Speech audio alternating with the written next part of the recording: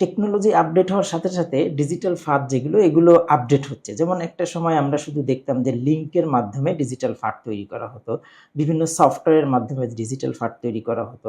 এখন কৌশল অর্থাৎ সোশ্যাল ইঞ্জিনিয়ারিং এর মাধ্যমে ডিজিটাল ফাঁদ তৈরি করা হচ্ছে। যেমন ধরুন আপনার মোবাইল ফোনটা হঠাৎ নষ্ট হয়ে গেছে, বাটন কাজ করছে না, আপনি নিয়ে গেলেন দোকানদারের কাছে যে ভাই আমার ফোনটা কাজ করতেছে না, একটু দেখেন কি হয়েছে। দোকানদার দেখে বললো যে আচ্ছা আপনি রেখে যান, আমি ঠিক করে রাখতেছি, আপনাকে ফোন দিব।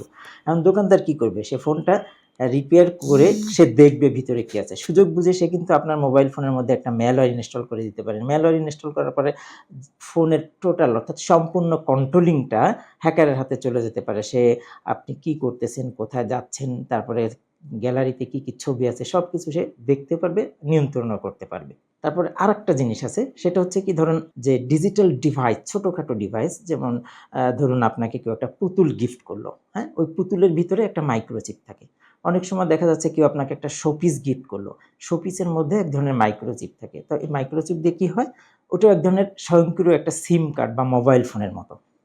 যখন আমি আপনাকে দিয়েছি এরকম একটা কিছু, আমার কাছে ওই নাম্বার আছে, আমি সুযোগ বুঝে কল দিলে অটোমেটিক্যালি ওটা রিসিভ হয়ে যাবে। আমি দূর থেকে শুনতে পাবো যে আপনি আপনার বেডরুমের মধ্যে কি বলতেছেন, কি করতেছেন। অথবা যদি মিটিং রুম হয়ে থাকে, তো মিটিং রুমে আমি একটা শোপিস দিয়েছি, কারণ মিটিং রুমের মধ্যে আপনারা কে কি কথা বলতেছেন, কোন বিষয়ের উপর মিটিং হচ্ছে, সব কিছু আমি দূর থেকে এটা শুনতে পাবো।